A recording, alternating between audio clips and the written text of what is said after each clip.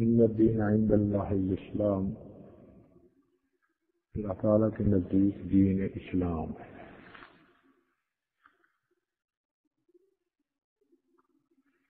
دین اسلام کو اللہ تعالیٰ نے دین فطرت بنایا ہے۔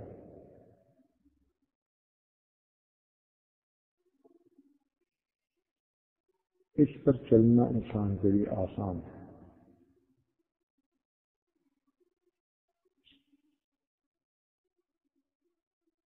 چنانچہ فرمایا ما جعل علیکم فی الدین من حرج، اللہ تعالیٰ نے دین میں حرج نہیں بنایا۔ طبیعت سلیمہ ہو تو دین اسلام پہ چلنا آسان۔ مثال کے طور پر اللہ تعالیٰ نے کھانے پینے کی کچھ چیزوں کو حلال کیا اور چند ایک کو حرام کیا۔ اب حلال کا دائرہ بہت وسیع ہے،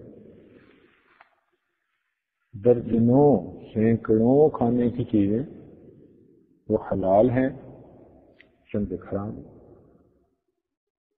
تو حرام بہت تھوڑی چیزیں اور حلال بہت زیادہ چیزیں۔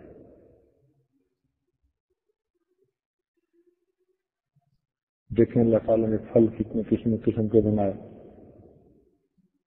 ہم سب کھاتے ہیں۔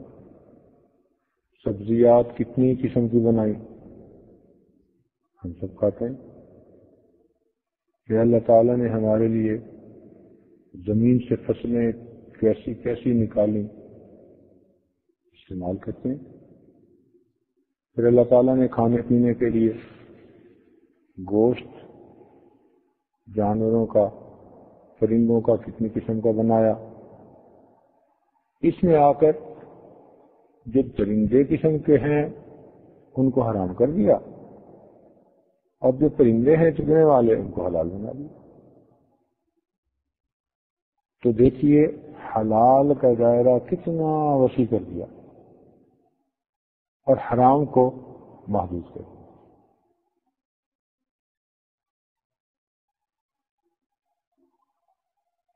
پینے کی چیزوں میں اگر آپ مشروبات دیکھیں، سبحان اللہ، ایک سے بڑھ کر ایک،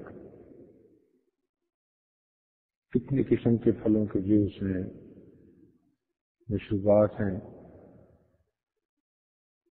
ٹھنڈے ہیں، گرم ہیں، مگر ایک چیز ہے جس کو شراب کہتے ہیں، اس کو حرام کر دیا۔ اور اگر غور سے دیکھیں تو اس چیز میں نقصان بھی ہمارا ہی ہے۔ اب یہ دیکھیں کہ جو آدمی شراب پیتا ہے اس کے فائدے اس کو بہت کم اور اس کا نقصان اس کو بہت زیادہ۔ مال ضائع ہوا نمبر ایک، نمبر دو اس کو پینے کے بعد اپنے ہوش میں نہ رہا۔ جب ہوش میں ہی نہیں تو اس کے لیے بیوی اور بیٹی میں کوئی فرق نہیں، وہ فحش حرکتیں کرے گا، وہ زبان سے اول فول بکے گا۔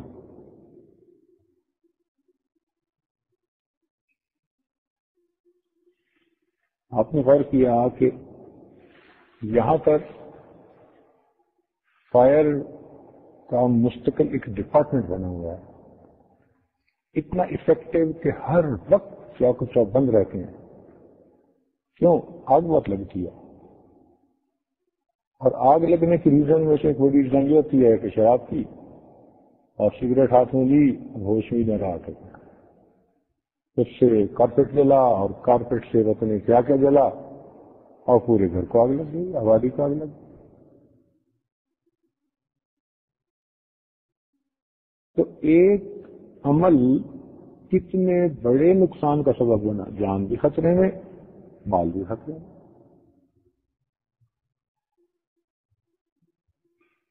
اور اصل چیز ہے شرم اور حیا۔ شراب پینے کے بعد وہ ذہن سے ختم، ایسی حیوانیت سوار ہوتی ہے کہ پھر شرم نام کی کوئی چیز نہیں۔ تو شراب کے نقصانات زیادہ، چنانچہ کتنے لوگ تھے جو اپنی دولت اسی نشے میں ہی گوا گئے. پھر ایسا آدمی آج تھوڑی پی رہا ہے، کل زیادہ پینے کو دل کرتا ہے. پہلے نئے نوش بنتا ہے، پھر بلا نوش بنتا ہے، اور جب بلا نوش بنتا ہے اس کی صحت کے اوپر اس کا اثر پڑتا ہے. کہ جو ایکسیڈنٹس ہوتے ہیں ان میں سے کتنے زیادہ اس لیے ہوتے ہیں کہ پی ہوئی ہوتی ہے، ہوش میں نہیں ہوتے. تو حکومت کو قانون بنانا پڑتا ہے کہ جی پی کے ڈرائیونگ مت کریں. تو عمل ایک، لیکن اس عمل کے انفرادی نقصان بھی ہیں، اجتماعی نقصانات بھی ہیں. اس وجہ سے اس مشروب کو منع کر دیا گیا اور بتا بھی دیا گیا فیہما اسم کبیر ومنافع للناس، اس میں بہت زیادہ نقصانات ہیں، تھوڑے سے فائدے بھی ہیں. اور دیکھیں 1400 سال پہلے یہ بات کی گئی کہ اس میں تھوڑے فائدے ہیں اور زیادہ نقصانات ہیں. اس وقت کے جب اس کا ایک ہی استعمال تھا، شراب کا کیا پینے کے لیے استعمال ہوتی تھی. دور جاہلیت میں بھی لوگ اسے پیتے تھے. پھر جب اسلام آیا تو ایک وقت تک پیتے رہے جب تک کہ شراب کی حرمت کا حکم نازل نہیں ہوا. جب نازل ہوا تو پینی چھوڑ دی، مگر جب پینی چھوڑی تو اس وقت ان کے سامنے اس کا نقصان ایک ہی تھا کہ پینے والے کو نشہ ہوتا ہے اور نشے میں اس کی حیات آتی رہتی ہے، یہ نقصان دہ چیز ہے. اس کے علاوہ اس کا فائدہ کوئی نہیں تھا. آج دیکھیے سائنسی دور میں اس کے کتنے فائدے سامنے کھل گئے. مثلاً میڈیکل لائن میں آپ دیکھیں تو الکوہل کو استعمال دوائیوں کے طور پر کیا جاتا ہے. ہومیوپیتھی کی تو پوری کی پوری لائن ہی الکوہل کے ساتھ چلتی ہے. وہ اتنی تھوڑی ہوتی ہے کہ نشہ نہیں دے سکتی.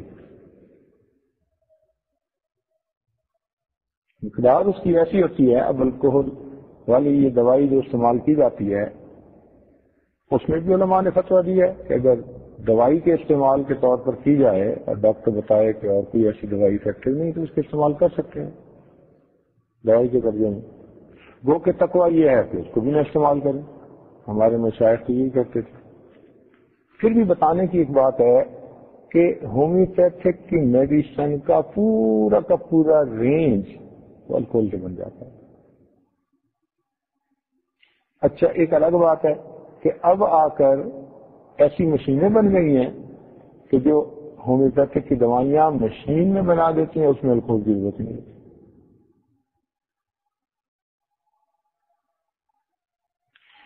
جراثیم اور بیکٹیریا کو مارنے کے لیے یہ استعمال کی جاتی ہے. اس کا استعمال اس سینیٹیشن کے اعتبار سے کتنا زیادہ بڑھ گیا. اچھا یہ جو پلاسٹک بنتی ہے یہ بنتی ہے ایتھنول سے. ایتھنول ایک مدر چیز ہے فارمولا کے اعتبار سے. اس ایتھنول سے اس وقت کوئی 110 پروڈکٹ بنائے جا رہے ہیں. اس ایتھنول کو ڈائلیوٹ کر کے پیئیں تو شراب ہے. جب چینی بناتے ہیں تو چینی سے راب نکلتی ہے جس کو ملیسس کہتے ہیں. اس ملیسس سے ایتھنول بنتا ہے. اس ایتھنول سے پھر فائبر بنتا ہے. تو جتنے ٹیٹران اور یہ کیرالین اور یہ جتنے کپڑوں کے دھاگے ہیں یہ سب فائبر اسی سے نکلتا ہے. وہ درمیان میں آتا ہے. تو قرآن مجید نے 1400 سال پہلے کہہ دیا کہ نقصان بہت زیادہ ہیں ومنافع للناس، انسانوں کے لیے فائدے بھی. اس وقت اس کے فائدے کوئی بندہ یہ سوچ بھی نہیں سکتا تھا. آج پتہ چل رہا ہے کہ جی اس سے یہ اب ہم جو کیٹی پہنے بیٹھے ہیں اس میں جو 80%، 85، 15 اب یہ کیا ہے کچھ اس میں کاٹن ہے اور باقی اس میں سنتھیٹک فائبر ہے. وہ جو سنتھیٹک فائبر ہے وہ وہاں سے نکلتے ہیں.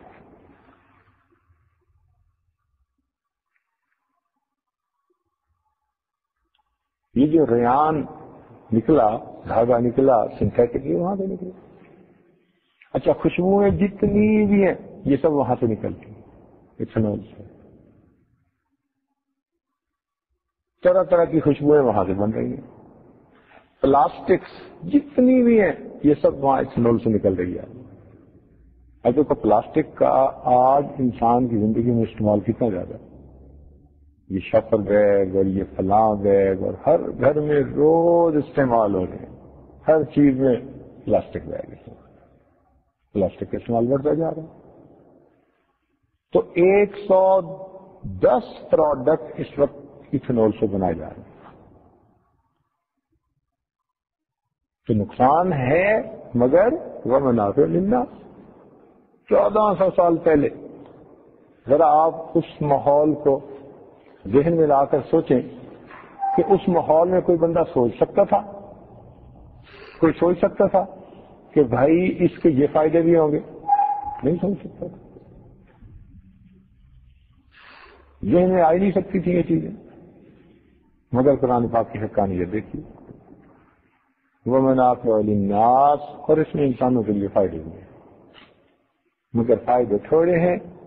اس کی جو نقصان ہے وہ بہت زیادہ ہے، چونکہ نقصان حیا کو ختم کر دیتے ہیں اور حیا کے ختم ہونے سے پورے دیش اسلام کی بنیادیں ہل جاتی ہیں. پروردگار نے منع فرمایا.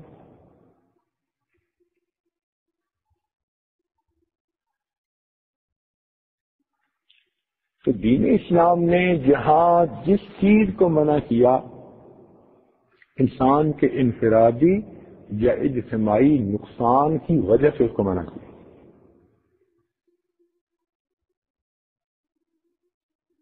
فائدہ بھی ہمارا اپنا،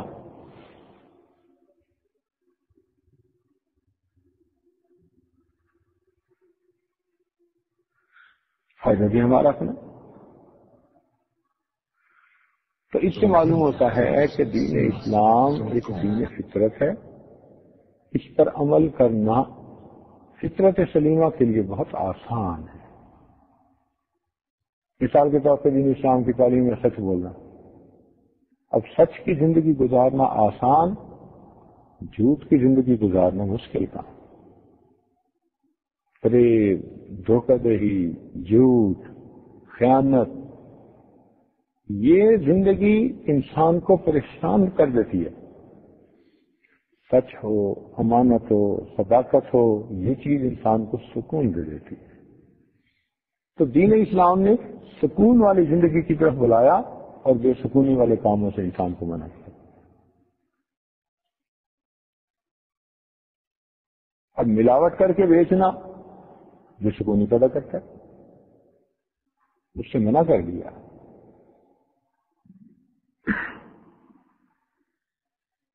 تو اگر دین اسلام کے احکام پر اگر آپ غور کریں تو ہر حکم میں فائدہ ہمارا اپنا ہے.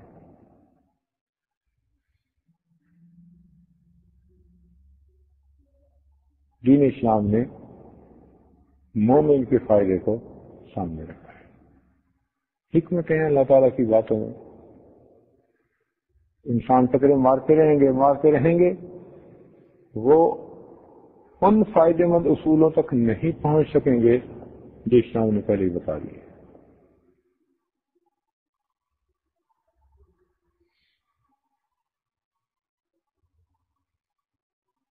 قدرت کی طرف سے اللہ تعالیٰ کی دیکھو کیسی ہم پر مہربانی ہوئی کہ ہمیں پروردگار عالم نے بہترین زندگی گزارنے کا طریقہ خود بتا دیا. ہر وہ کام بتایا جو ہمارے لیے فائدہ مند تھا، ہر اس کام سے منع کیا جو ہمارے لیے نقصان دہ تھا. اصول یہی سمجھ لیں، ہر کام میں ہر اس کام کرنے کو حکم دیا جو ہمارے لیے فائدہ مند، ہر اس کام کرنے سے منع کیا جو ہمارے لیے نقصان دہ.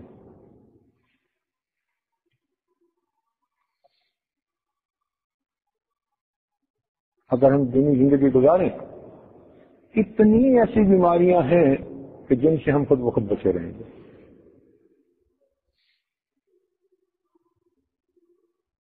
پریشانیوں سے بچنا، مصیبتوں سے بچنا.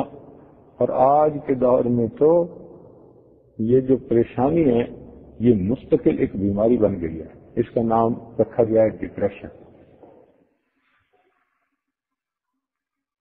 جہاں ڈاکٹر کو کچھ سمجھ میں نہیں آتا کہ اس بندے کو کیا بیماری ہے، تو اب اس کو ایک لفظ مل گیا، اس کا نام ہے ڈپریشن. پہلے زمانے میں جہاں کچھ سمجھ میں نہیں آتا تھا تو ایک نام تھا اس کے پاس، الرجی، وہ استعمال کر لیتا تھا. اس کو کسی چیز سے الرجی ہے، فوڈ الرجی ہے، فلاں الرجی ہے، فلاں الرجی ہے. اچھا جی، کام سے بچ جاتا تھا. اب اس کو ایک اور نیا لفظ مل گیا، ڈپریشن. تو ڈاکٹروں کے مزے.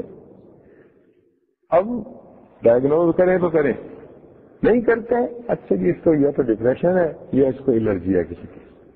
کچھ نہ کچھ تو ہے نا مصیبت. اس دور میں آ کر بے چینی، پریشانی مستقل ایک بیماری بن گئی، اور اس عذاب میں ایک دنیا گرفتار ہے. ہم ابھی اس سے واقف نہیں ہوئے. کفر کی دنیا میں اگر آپ کبھی کسی کے حال سنیں تو کچھ ایسی پریشانیاں ہیں جو ان کو مثلا تنہائی کا عذاب. اللہ اکبر. اب مسلمانوں کو ابھی تنہائی کے عذاب کا تجربہ نہیں ہے. کفر کی دنیا میں تنہائی کا عذاب سب سے بڑا عذاب بن جاتا ہے. ان کا بڑھاپا اتنا عبرتناک ہوتا ہے کہ حیران ہوتے ہیں. بس یہ جوانی کے 40 سال 50 سال مستیاں اڑا لو جی بھر کے، پھر اس کے بعد آدھے سے زیادہ لوگ ایسے ہوتے ہیں اولاد ہوتے ہوئے بھی ان کو نہیں ملتی. اکیلے دو میاں بیوی ہیں، مکان میں رہ رہے ہیں، نوجوانوں سے بات کرنے کو ترستے ہیں کہ کوئی نوجوان بچہ ہم سے بات کر کے، کوئی بات کرنے والا نہیں.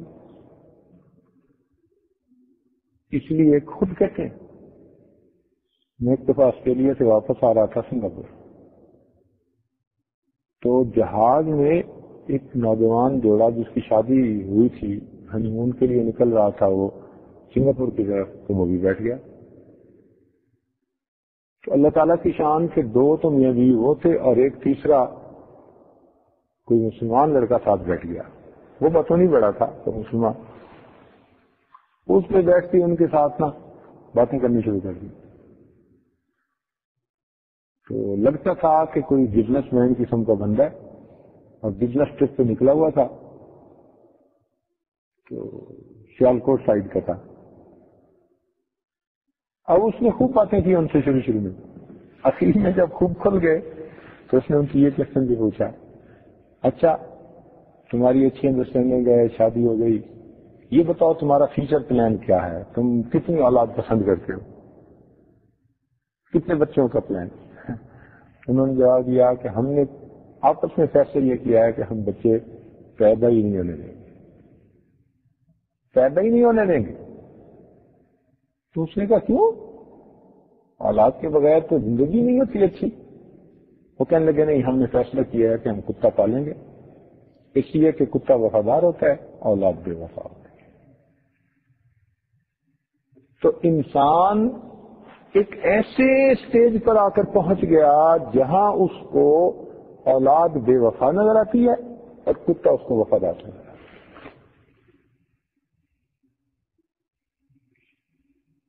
اب جو آدمی فقط کتا پال کے زندگی گزار رہا ہے اس کی زندگی میں کیا سکون ہے؟ وفا کا متلاشی ہے بچہ. اس کو انسانوں میں وفا ملی نہیں، اب یہ جانوروں میں وفا ڈھونڈتا پھر رہا. اس کی زندگی کتنی حسرت والی زندگی.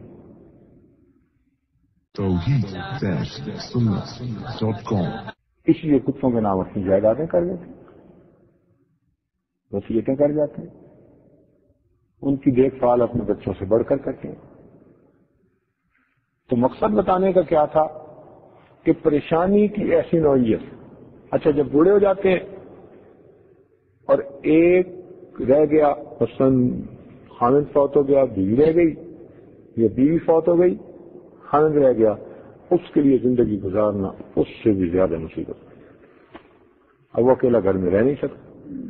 چلو پینشن کے پیسے پہ وہ کرایہ بھی دے رہا ہے، وہ بل بھی دے رہا ہے، وہ سارا کچھ کر رہا ہے، مگر اکیلا ہے نا. وہ جو تنہائی کا عذاب اس کو ملتا ہے نا، اس اذیت کو وہی جانتا ہے، اور کوئی نہیں جانتا اس اذیت کو کہ اس کو کتنی تکلیف مل رہی ہوتی ہے. نتیجہ کیا ہوتا ہے کہ کچھ عرصے کے بعد بالآخر وہ اولڈ ایج ہاؤسز میں چلے جاتے ہیں. اور ان کے اولڈ ایج ہاؤسز میں جو بوڑھے بوڑھے سب اکٹھے ہوتے ہیں. ہمارا ایک نوجوان لڑکا تھا، اس نے کہیں وہ ڈیوٹی کر لی اولڈ ایج ہاؤس میں، نوکری لگ گئی. وہ 3-4 دن نوکری پر گیا، ایسا اس پر خوف سوار ہوا کہ اس نے کئی دن روٹی نہ کھائی. سویا سویا اٹھ جاتا، جاگ جاتا، کہتے مجھے بوڑھا نظر آ رہا ہے. اس لیے کہ اس بلڈنگ میں جتنے بھی تھے سب بوڑھے، ان میں سے کئی ہینڈی کیپ، کسی کا ہاتھ ہل رہا ہے تو کسی کا سر ہل رہا ہے، تو کسی کے منہ میں دانت نہیں تو کسی کے پیٹ میں آنکھ نہیں، سارے نمونے اس طرح کے. اب جب ایسے کثیر لوگوں کو دیکھا اس نے، نوجوان نے، تو وہ اس کو برداشت نہ کر سکا.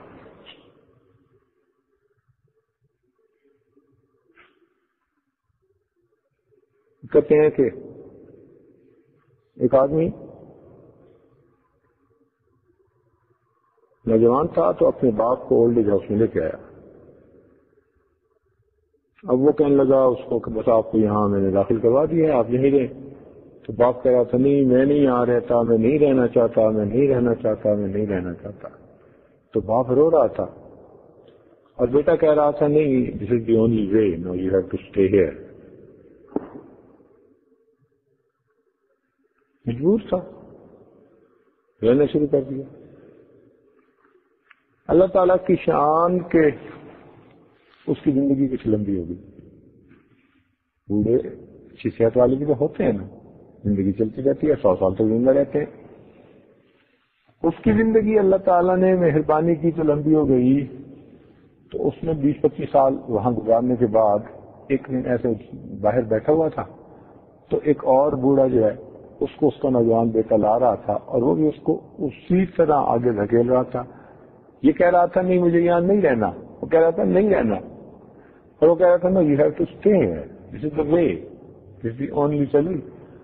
اب نتیجہ کیا نکلا کہ وہ روتا رہا اور بیٹے نے اس کو حوالے کیا اور بیٹا چلا گیا. اب جب چلا گیا تو یہ بوڑھا جو تھا یہ بڑا پریشان تھا. تو اس بوڑھے نے اس کو کہا کہ کوئی بات نہیں. جب انہوں نے تعارف کیا تو پتا چلا یہ باپ تھا اور وہ بیٹا تھا، لانے والا پوتا تھا. جس جگہ باپ پہنچا اس کو وہاں دھکیلنے والا بیٹا زندگی کے کچھ سالوں کے بعد خود وہاں اسی حالت میں پہنچا جس طرح سے باپ کو پہنچایا تھا. اب بتاؤ کہ زندگی کا وہ حصہ سوچ کر ان لوگوں کو جوانی میں پریشانی ہو جاتی ہے. کذالک العذاب ولعذاب الآخرۃ اکبر. یہ ہے عذاب اور آخرت کا عذاب تو اس سے بھی زیادہ. دین اسلام میں جوانی میں ماں کی قدر تھوڑی کہ ایک خامد ہے اکیلا قدردان، وہ بھی اگر عزت احترام سے رکھے تو ٹھیک، ورنہ خامد کی مرضی. جب ماں بنی اب عزت کرنے والے بڑھتے گئے. ماں کا جیسے بڑھاپا آتا گیا اس کے قدردان بڑھتے گئے. اچھا اب جب ماں بڑھاپے کے ابتدا میں تھی تو باپ قدردان زیادہ کہ وسائل اس کے پاس تھے. بچے بھی قدردان تھے مگر بچوں کے پاس فقط جذبات تھے اور تو کچھ نہیں تھا. اب ماں اور بوڑھی ہو گئی، یہ بچے جوان ہو کے انہوں نے بھی اپنے اپنے کاروبار سمیٹ لیے. اب ماشاءاللہ 4-5 بچے ہیں اور ساس باپ ہے، اب ایک کی جگہ 6 کا درمیان ہے. اب بتائیں کہ جس بوڑھی عورت کو بڑھاپے میں 6 جوان بچے خدمت کرنے والے ہوں، اس کی کیئر ٹیکنگ کرنے والے ہوں، اس کا بڑھاپا کتنا اچھا گزرے گا. تو دین اسلام، دین فطرت، اس نے ایسا راستہ دکھایا فیملی لائف والا کہ جس میں انسان کا آنے والا وقت اس کے گزرے وقت سے زیادہ اچھا، جبکہ عام اگر ہم ترتیب پر زندگی گزاریں تو آنے والا وقت گزرے وقت سے زیادہ برا ہے. تو حسن دیکھو دین اسلام کا، شریعت کا، کہ جب انسان زیادہ کمزور ہوتا ہے اس وقت اس کی قدردانی بھی اللہ کی طرف سے زیادہ ہو جاتی ہے. وہ بیمار ہے تو اس کی علاج کروانے کے لیے وہ اب کما نہیں سکتا، تو ماشاءاللہ آپ 5-7 بچے کما کے اس کے لیے قدموں میں رکھ رہے ہیں. امی جو حکم کریں ہم پورا کر دیں، ابو جو حکم کریں ہم پورا کر دیں. الحمدللہ. تو دین اسلام دین فطرت ہے. اس کی ہر یعنی جو تعلیم ہے اس میں فائدہ انسانوں کا ہے. جس چیز کو کرنے کا حکم دیا تو ہمارے لیے فائدہ مند ہے، جس چیز سے منع کیا یقیناً ہمارے لیے نقصان دہ. تو ہم اپنے آپ کو فطرت کے مطابق ڈھالیں، حلال اور حرام میں تمیز پیدا کریں، حلال کو اختیار کریں، حرام سے اپنے آپ کو ہمیشہ کے لیے روک پھیر لیں.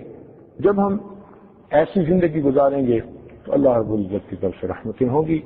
رب کریم ہمیں تقوی و طہارت والی زندگی نصیب فرما دے. وآخر دعوانا الحمد للہ رب العالمین.